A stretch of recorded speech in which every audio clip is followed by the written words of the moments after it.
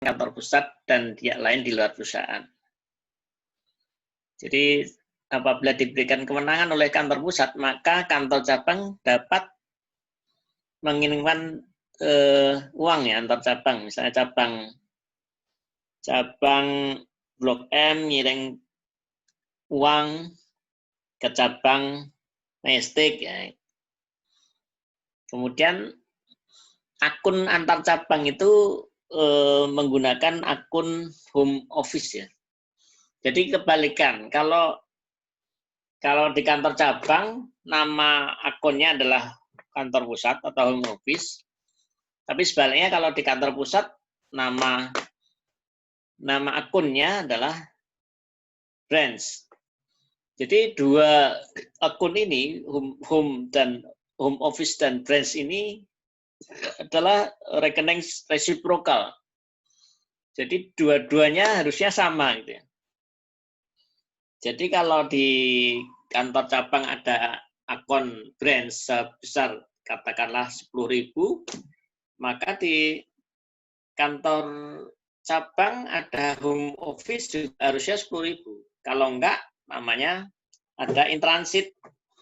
Jadi perlu perlu dilakukan apa? Antara cabang dengan pusat. Siapa tahu? Halo, supaya sama itu diapain? Kegiatan yang menyamakan nilai akun itu apa namanya? Rekonsiliasi, Pak. Jadi harus direkonsiliasi. Nah, itu biasanya di soal nanti di UTS, kalian diminta untuk melakukan rekonsiliasi. Berapa yang belum dicatat oleh cabang dan berapa yang belum dicatat oleh kantor pusat. Sehingga dua akun ini harus sama dan harus saling meniadakan ya. Nanti harus dieliminasi. Kalau home office itu adalah perkiraan yang perkiraan di mana akunnya itu bersaldo biasanya debit ya atau kredit ya. Nanti di compare di set offset dengan branch yang di kantor pusat. Jadi harus sama. Kalau nggak sama berarti nggak pas gitu rekonsiliasi. Nah, ini bagaimana cara melakukan jurnal antar pengiriman uang antar kantor cabang ya. Jadi misalnya dengan otorisasi kantor pusat, kantor cabang 1 mengirimkan uang tunai ke kantor cabang 2 sebesar 1.000. Jadi kantor cabang 1 mengirimkan uang. Kalau mengirimkan uang tunai, berarti kreditnya apa? Cash apa? Cash. Nah, berarti kantor cabang 1 mengkredit cash.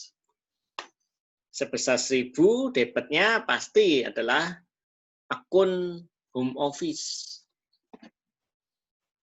Nah, branch 1 home office debit 1.000, mengeluarkan uang berarti kredit cash 1.000. Sebaliknya branch 2 dia menerima uang berarti mendebit cash 1.000. Nah, lawannya adalah sama-sama home office. Nah, di kantor pusat tinggal menjurnal branch 2 sebesar yang debit itu yang menerima kas pada branch 1 yang mengeluarkan kas. Ya. Intinya gini aja. Nah, sekarang ini yang sini sudah jelas ya.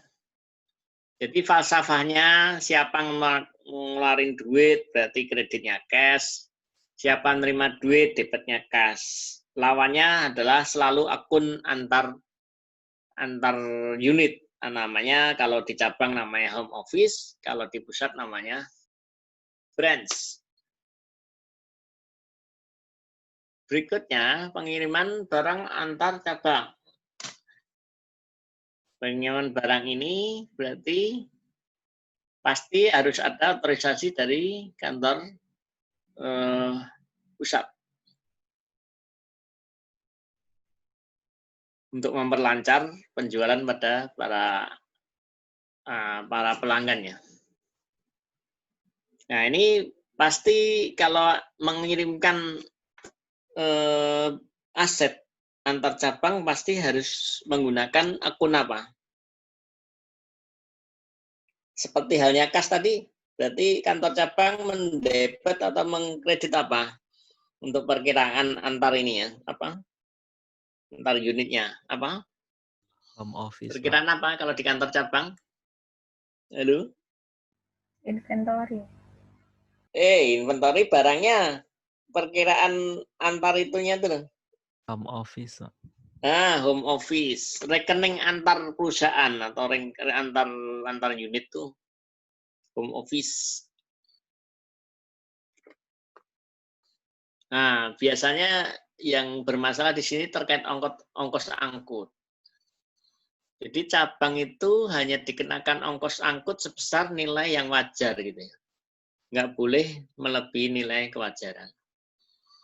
Kalau melebihi nilai kewajaran itu aksesnya akan dibebankan ke kantor pusat.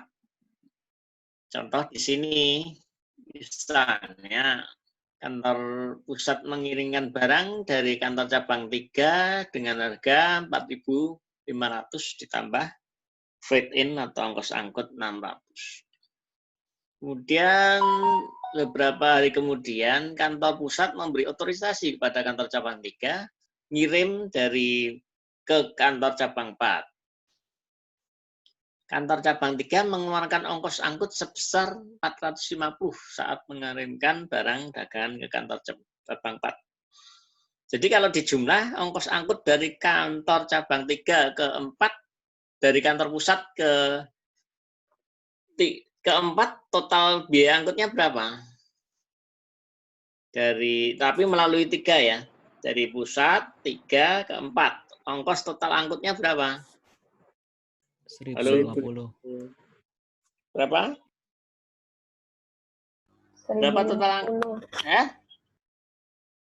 1.050. Berapa nilai ongkos angkut total?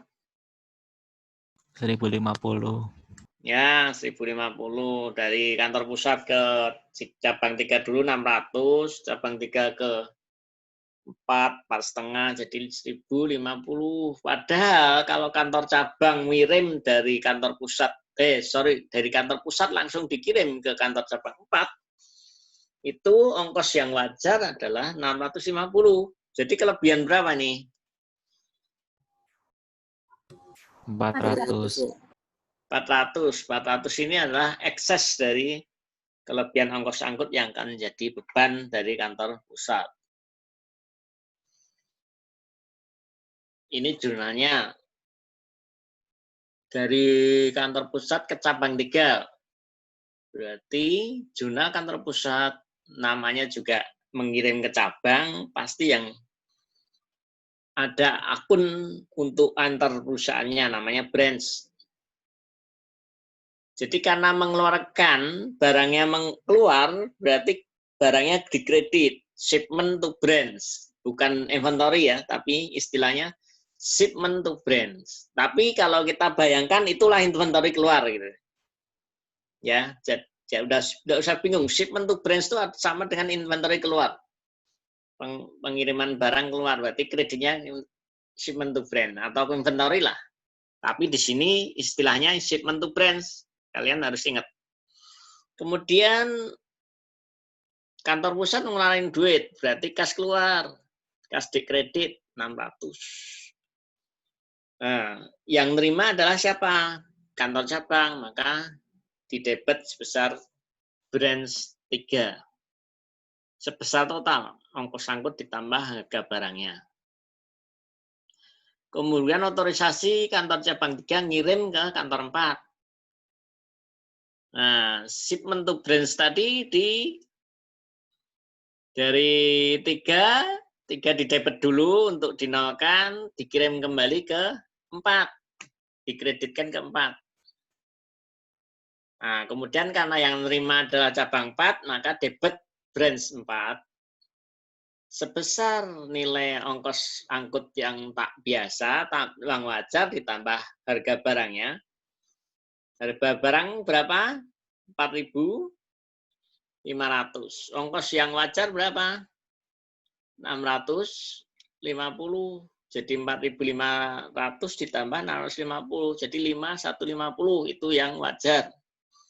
Dan kelebihan tadi 1.050 dikurangi 650, 400 disebut excess freight on interbranch transfer. Jadi kelebihan ongkos angkut atas pengiriman barang dagangan antar cabang sebesar 400, terus dikredit sebesar branch 3 ngeluarin duitnya 5550, jadi 4.500 ditambah 1.050 karena kelebihan tadi, ya.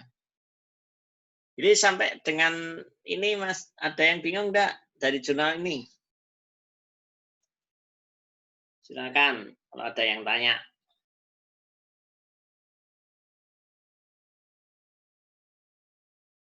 Gimana? Masih bisa diikuti? Masih, Pak. Oke. Lanjut ya. Nah, sekarang jurnal dilakukan oleh kantor cabang 3. Karena dia menerima barang, maka dia mendebet inventory. Dalam hal ini disebut shipment from home office. Kantor cabang 3 dia terima dulu kan, berarti inventory debit atau shipment from home office debit sebesar nilai barangnya 4.500 ditambah ongkos angkut freight in 600, baru dia terima dari mana? Ya berarti kreditnya adalah home office sebesar 5.100 dari 4,5 ditambah 600. Nah, kemudian atas otorisasi kantor pusat, cabang 3 ngirim ke cabang 4. Ya. Karena ngirim berarti barang keluar. Inventory dikredit atau di sini adalah shipment from home office. Jadi dikredit lagi, dikeluarin lagi. Sebesar 4.500 ditambah freight in yang dia terima tadi 600 dikeluarin lagi, ditambah dia nombok 4,5 450. Jadi total home office-nya di debit sebesar 5.550. Ya. Kalau nggak jelas langsung tanya ya, jangan menunggu nanti lupa. Jadi begitu ada yang kurang jelas langsung angkat tangan atau langsung di interupsi. Lanjut. Nah, sekarang membuka kantor cabang 4 sama dengan saat kantor cabang 3 terima tadi ya.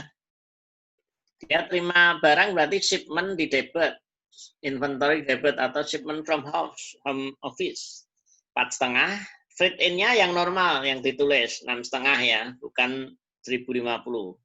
Jadi freight in dari kantor pusat ke cabang 4. Nah, baru dia terima dari cabang 3 tadi, jadi home office dikredit 5.150. Oke, lanjut. Sekarang ini yang menjadi soal-soal nanti ke depan adalah pengiriman barang ke cabang dengan harga di atas harga pokok. Kalau yang tadi ngirimnya barang sebesar nilai harga pokok. Kalau yang ini di atas harga pokok. Pengiriman harga barang di atas harga pokok itu berdasarkan apa? Nilainya berdasarkan kesepakatan atau dari harga jual eceran. Berapa sih nilai harga pasarnya? Apa sih maksud dengan tujuan pengenaan harga di atas harga pokok itu? Intinya supaya menyembunyikan pada harga pokok sesungguhnya pada kantor cabang. Ini loh nilainya segini. Gitu.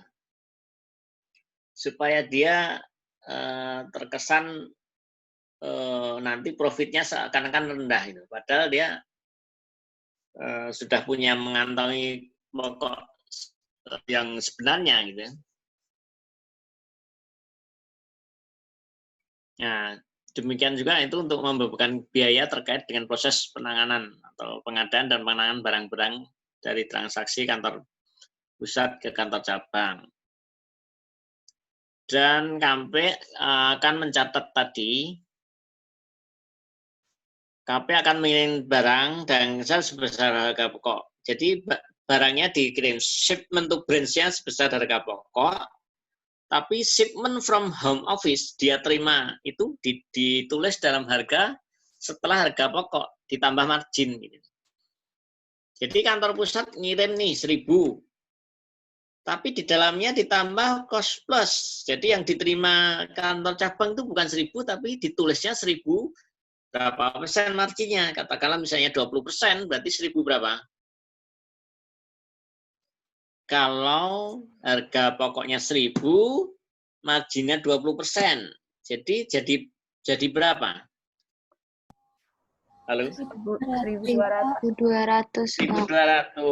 Jadi kantor pusat mengirim tetap kredit 1.000 shipment to branch, tapi yang diterima oleh kantor cabang shipment from home office itu tidak dicatat 1.000 tapi 1.200. Yang 200 inilah yang disebut sebagai unrealized profit. Jadi profit yang belum terrealisir. Kenapa belum terrealisir? Karena masih dalam satu unit, dalam usaha, dalam satu badan. Hanya berbeda tempat saja, kantor pusat ke kantor cabang. Tapi kalau udah keluar, dijual ke pihak luar, pada pembeli, maka itu sudah diakui. Jadi realize. Gitu ya. Ini contohnya, misalnya barang dagangan seharga 10.000 dikirim oleh kantor pusat ke cabang dengan penentuan harga sebesar 20% di atas harga pokok. Jadi karena 10.000 kalikan 20%, 1,2 dan jadi 12.000. Jadi kantor pusat kan mengirim barang nih sebesar kosnya. Karena ngirim barang berarti inventory keluar, jadi kreditnya shipment to branch. Bukan inventory ya, istilahnya shipment to branch, sama dengan inventory keluar. Terus 10.000 kosnya, ditambah unrealized tadi 2.000 tadi. Terus di debit pada yang menerima, branch sebesar 12.000. Kantor cabang mendebet shipment from home office sebesar nilai pokok ditambah margin 12.000 pada home office karena terimanya dari home office kan 12.000. Jadi nilainya yang ditulis berbeda, shipment to branch dengan shipment from home. Selisihnya adalah disebut unrealized.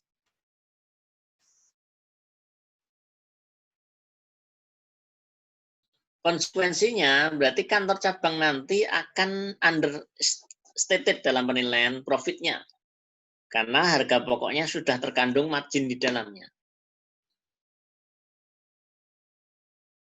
Nah, saat kantor cabang tadi menjual barang dagangan kepada orang luar, maka pada akhir periode saldo unrealized-nya harus disesuaikan dengan profit yang sudah terrealisir dari penjualan yang dilakukan oleh kantor cabang. Misalkan di sini, pada akhir periode kantor cabang melaporkan barang dagangan bersaldo 8.400. Saldo akhir ini 8.400 ini sebenarnya harga pokok sebenarnya adalah berapa? Ya, tinggal dicari kosnya 8.400 dibagi 1,2 atau 7.000 itu adalah kos sebenarnya. Ya, jadi ya selisihnya 1.400 itu adalah unrealized profit ya. Nah, padahal tadi ngirim awalnya adalah unrealized-nya berapa? Unrealized awal adalah tadi saat ngirim berapa tadi? 2.000 ya. Nah, terus kemudian saat akhir kok menjadi 1.400, berarti harus disesuaikan. Disesuaikan berapa? Selisih antara 2.000 ke 1.400, disesuaikan 600. Di sini diasumsikan kantor cabang melaporkan keuntungan bersih 5.000. Jadi operasional kantor cabang itu menghasilkan profit 5.000. Maka untuk menutup pendapatan dari income dari kantor cabang, maka ditutup pada income summary ya. Kantor cabang mendebet income summary pada home office sebesar 5.000. Terus kemudian kantor pusat mengakui keuntungan dari cabang tadi, branch, karena berasal dari kantor cabang pada branch income 5.000. Terus menyesuaikan tadi akun unrealized tadi dari 2.000 ke 1.400. Unrealized di debit 600 pada branch income 600. Kemudian kantor pusat menutup pendapatan kantor cabang ke dalam income summary. Branch income di debit pada income summary 5.600. Jumlah dari 5.000 sama 600. Nah, sekarang membuat laporan keuangan gabungan atau combined financial statement. Nah, pertama kan berarti ada laporan keuangan individual pusat. Di pusat ini kantor pusat ini, home office ini, di situ pasti ada rekening antar perusahaannya, namanya apa? Akunnya. Halo? Akun yang ada di kantor pusat namanya apa? Branch. Branch sebesar 78.500. Ini di sini harus sama dengan perkiraan apa di kantor cabang? Apa? Home office, Pak. Home office. Kita lihat neraca kantor cabang.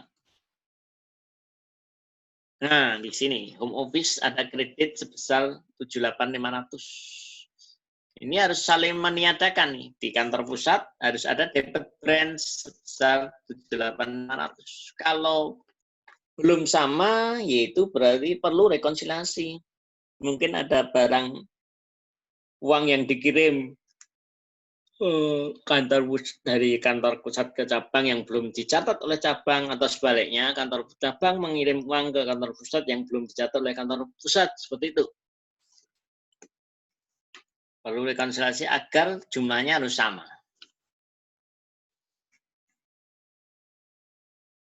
Nah, ini di sini masih ada perkiraan home office dan branch. Nah, kalau digabungan di sini sudah nggak hilang nih perkiraannya, karena disaling di offset, di cross ya.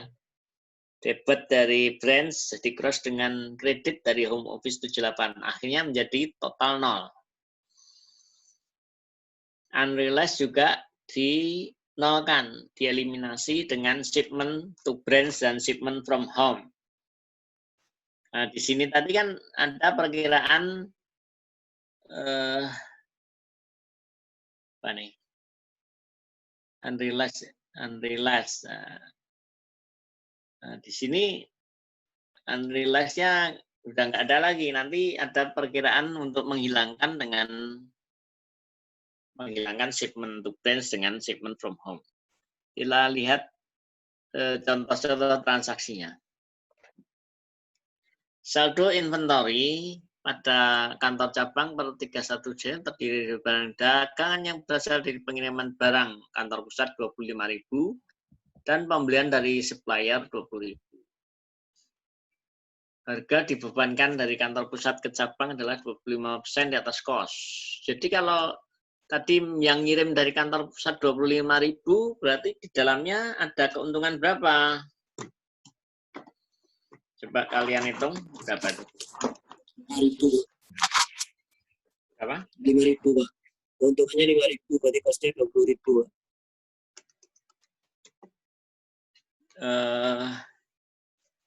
25.000 dibagi 1,25.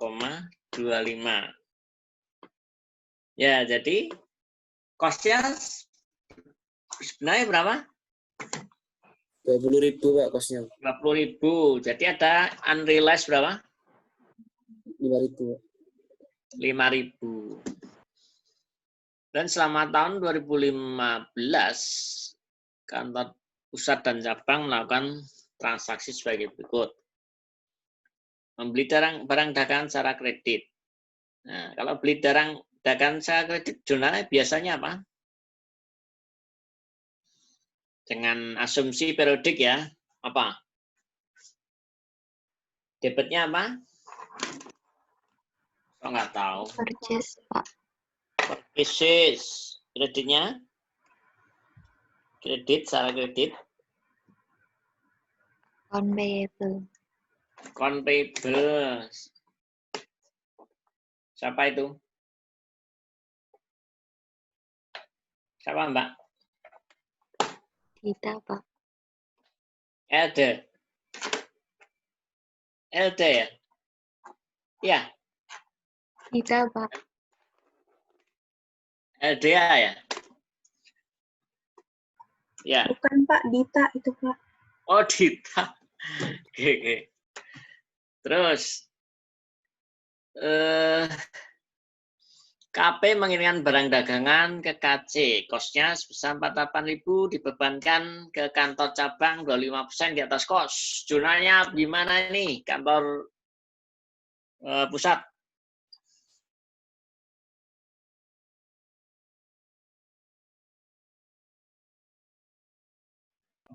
Siapa yang tahu? Jurnal yang dibikin kantor pusat nih. Halo? Branch pada shipment to branch pada unrealized intercompany profit Pak. Branch pada shipment to branch pada terus unrealized intercompany profit Pak. Berapa nilainya? Branch berapa? Shipment to branch berapa? Sebentar Pak, belum itu.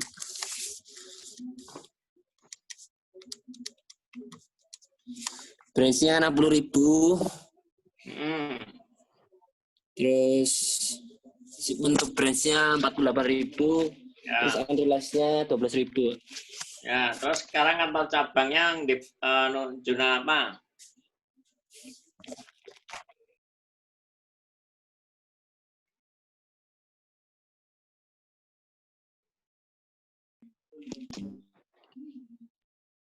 Siapa yang bisa?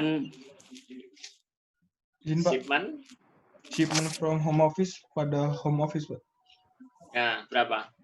60.000. Oke. Sekarang nomor 3, penjualan barang dagangan secara kredit. Biasa nih, siapa yang bisa?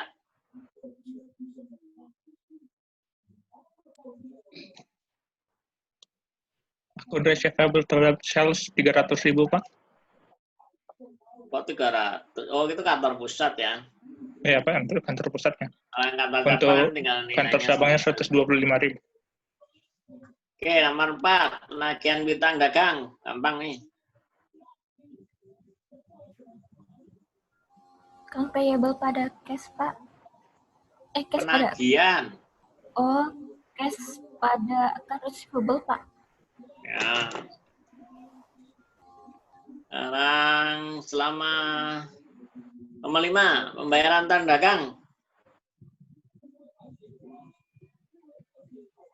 Siapa? Gampang lah. Account payable pada cash. Ya. Nomor 6, pembayaran biaya operasional secara tunai. Gampang nih. Expense pada cash, Pak. Ya. Nomor 7, kantor pusat mengumumkan sekaligus dividen kepada pemegang saham sebesar 25.000. Gimana?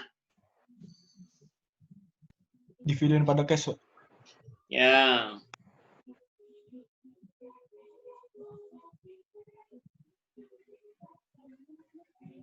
Tapi ini dulu kan, reteneng dulu kan, reteneng di debit. Ada ini ya. Ada dividen pada cash. Kantor cabang mengirimkan uang sebesar 30.000. Jurnalnya kantor cabang gimana? Kantor pusat. Kantor cabang jurnal apa nih, nomor 8 nih? Kirim uang. Kreditnya apa? Yes, Pak. Cash, Pak. Cash. Debitnya? Home office. Home office. Home office. Tinggal anu aja. Antar perusahaan kan berarti home office. Kalau kantor pusat, balikannya apa? Debitnya apa? Kantor pusat, debitnya apa? Cash, Pak. Cash pada Brand. branch 30.000. Data penyesuaian depresiasi gimana jurnalnya?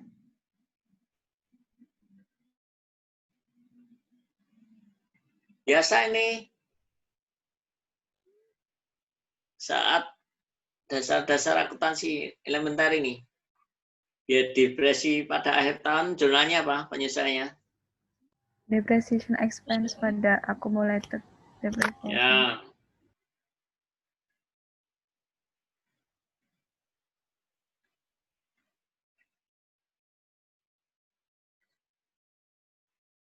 Nah, menutup saldo awal barang dagangan Kak Kamsani. Jurnalnya apa? Halo? Jurnalnya apa? Menutup akun income sari pada? Merchandise inventory. Ya. Kemudian saldo akhir tahun. Stok 6. Jurnalnya apa?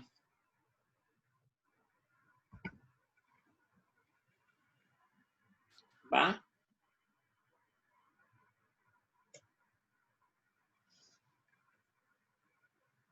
Jurnalnya kebalikannya tadi. Kalau saldo akhir ya berarti yang di debit inventory-nya pada income summary.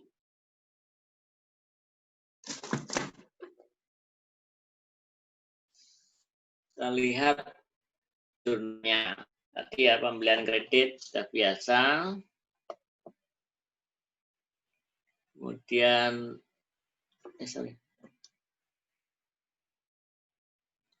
purchases pada account payable, pembelian dagangan branch shipment to branch unrealized, jualan kredit receivable basis, penagihan cash pada account receivable, bayar rentan account payable pada cash, ya operational expense pada cash, pengumuman dan bayar dividen pada cash. Mengirim barang cash pada branch, balikannya menghapus pada cash, adjustment depresiasi expense pada akumulasi. Nah ini penutupan merchandise berarti income sari pada inventory dan inventory pada income sari. Nah unrealized saldo awal adalah berapa tadi? Berasal dari dari saldo awal barang dagangan, jadi 25.000 sebenarnya costnya 20, berarti saldo awalnya ada 5.000. Kemudian pengiriman barang shipment to branch tadi 12.000, maka saldo akhir dari unrealized adalah 17.000. Nah di sini harus akun-akunnya harus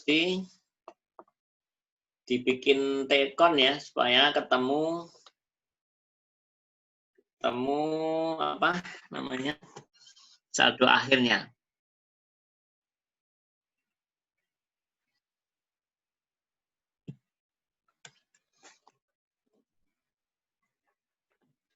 Saldo akhir branch awalnya kosong, kemudian pengiriman uang dari kantor cabang 30.000,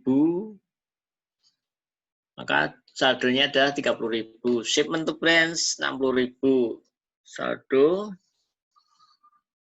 Oh ini masih di perkiraan branch ya. Jadi ada di debit shipment to branch, di kredit pengiriman uang, maka saldo akhirnya menjadi 108.500.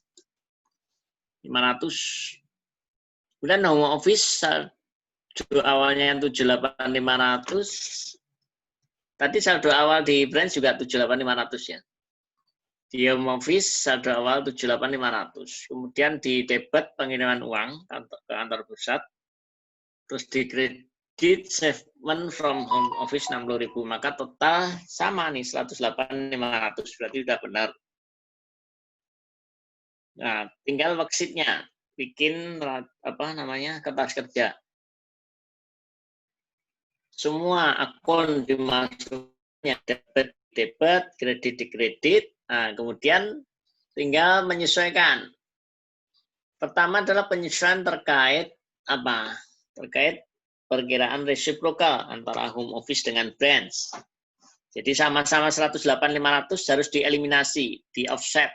Jadi yang home office branch perkiraan debit di kredit, home office perkiraan kredit di debit, jadi 0.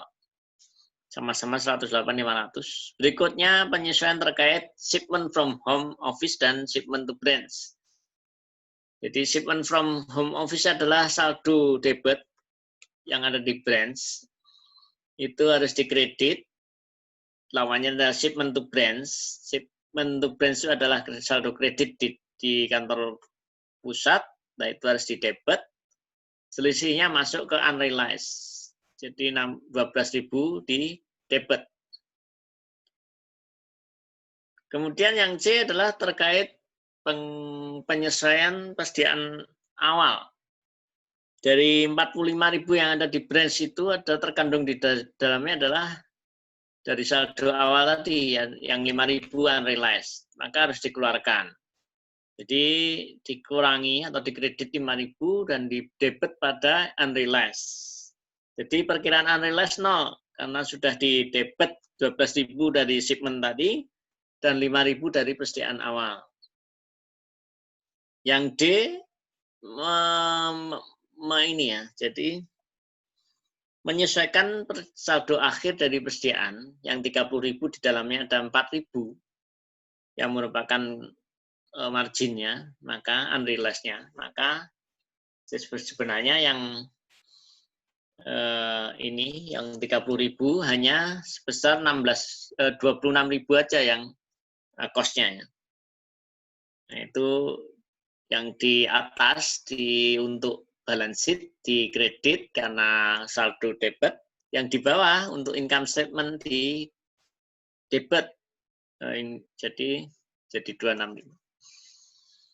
Nah, sudah setelah itu yang perkiraan aset dan hutang liabilities masuk di neraca, perkiraan nominal atau yang perkiraan biaya dan penjualan dan persediaan masuk di income statement, menghasilkan income 76.000. 76.000 geser ke retained earning untuk menjadikan saldo retained earning akhir 112.87.500.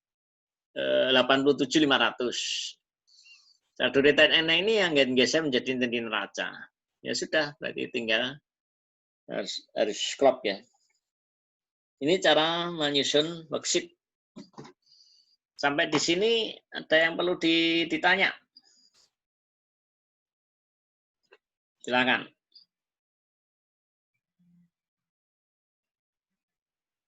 Halo. Gimana?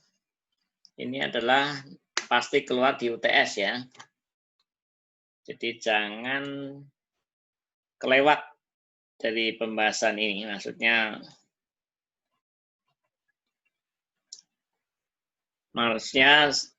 jurnal-jurnalnya harus kalian pahami. Izin bertanya, Pak. Silakan. Saya belum paham penjelasan Bapak tadi yang 4.000. Kenapa itu dikredit, Pak? Yang 4.000 yang di merchandise inventory ya? Iya, Pak.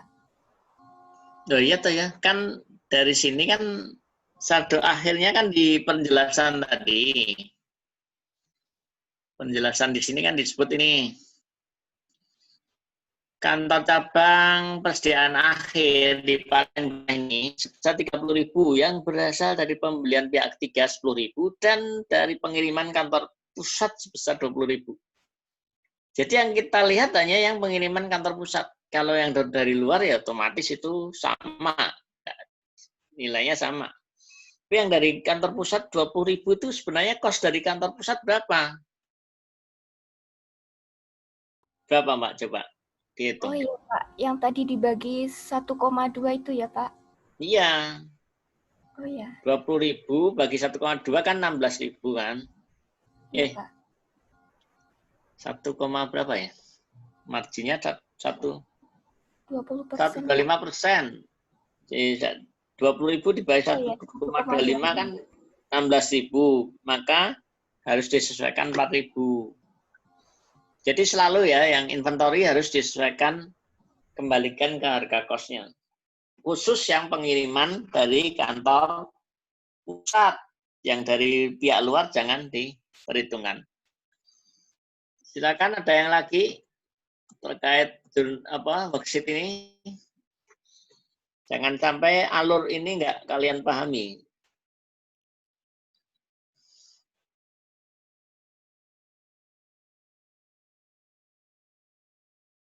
Halo? Jadi saat penyusunan worksheet pertama itu merchandise inventory ditulis di atas dan di bawah ya, yang persediaan akhir ya. Yang atas tujuannya untuk neraca atau balance sheet. Jadi kan kalian lihat nih 80 tambah 30 dikurangi 4.000 ketemu 106. Ini muncul di balance sheet. Kalau yang bawah ditulis di bawah itu untuk perkiraan di dalam income statement. Untuk menghitung harga pokok. Kan persediaan akhir dikurangkan kan untuk menghitung harga pokok. Maka masuk income statement. Jadi nulisnya atas bawah. Atas terkait kepentingan neraca, yang bawah terkait kepentingan income statement. Penyesuaiannya berkebalikan. Kalau yang neraca dikredit, kalau yang income statement karena nanti akan menjadi kredit harus didebit. Dikredit karena dia berhadapan dengan sales ya. Nanti untuk mendapatkan harga pokoknya. Kan kalau harga pokok itu kan rumusnya persediaan awal ditambah pembelian, purchases dikurangi persediaan akhir. Jadi mengurangi itu berarti mengkredit. Dia posisinya dikredit. Silakan, ada yang perlu ditanya? Halo?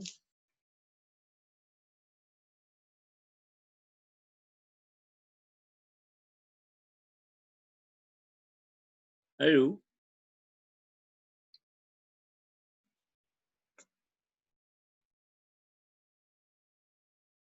Udah paham semua nih alurnya? Ini pasti keluar loh di UTS.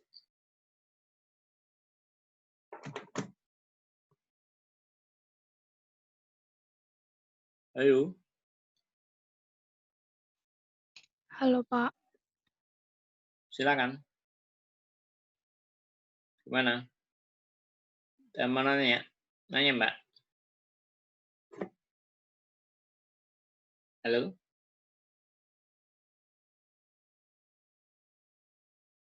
Gimana? Paham enggak? Halo?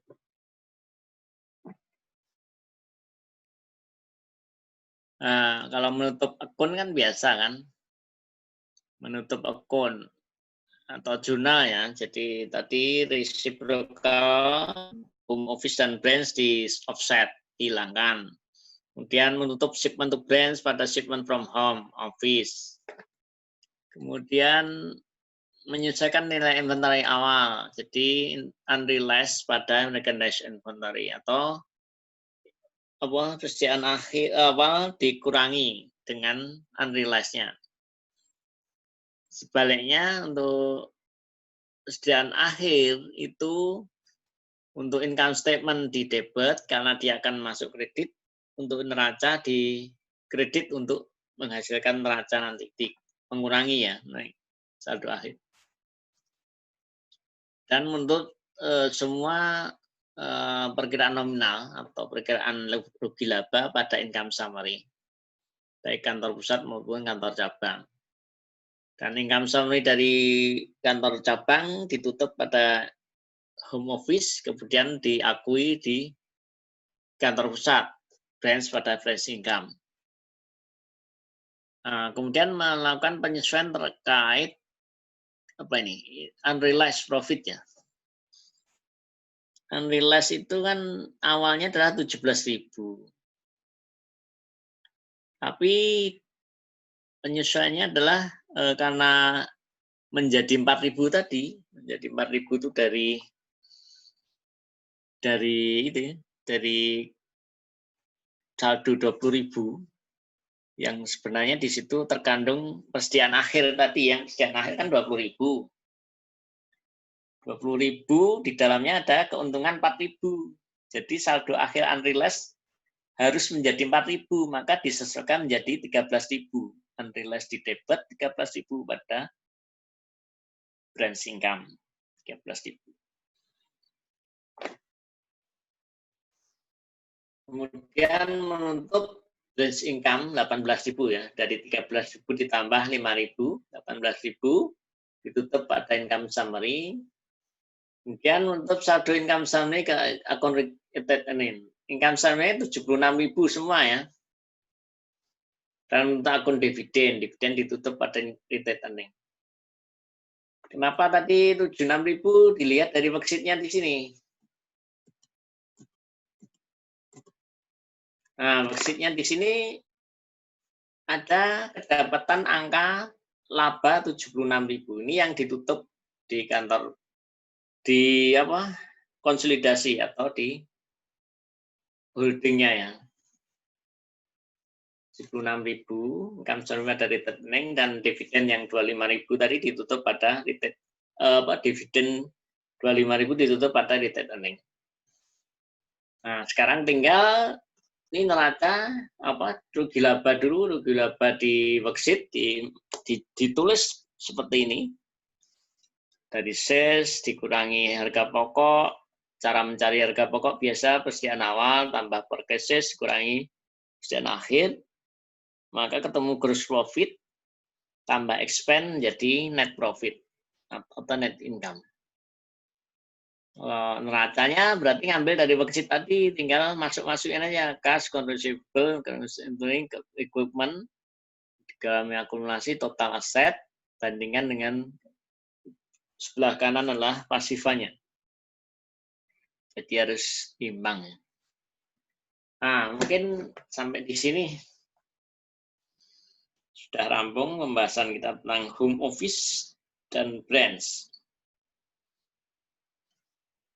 Semoga bisa dipahami ya.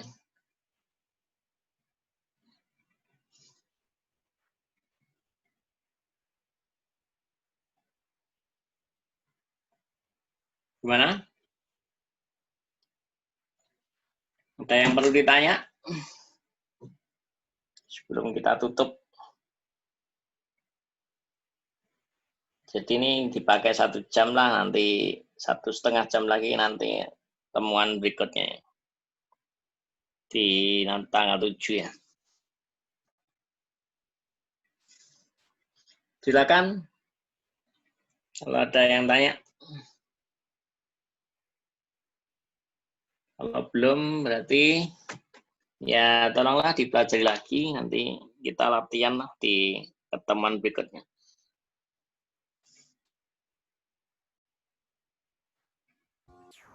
Baik, Pak. Ini pertemuan keberapa harusnya Selasa besok?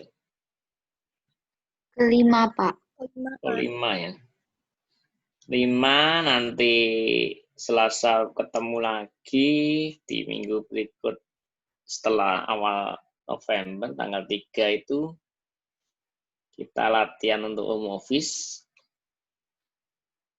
Nah, nanti pertemuan terakhir, pertemuan ke-7 di sebelum UTS minggu berikutnya tanggal 10 mungkin itu kita kuis ya. Kuis itu berarti latihan dari awal kita partnership sampai ke home office. Jadi seolah-olah UTS lah.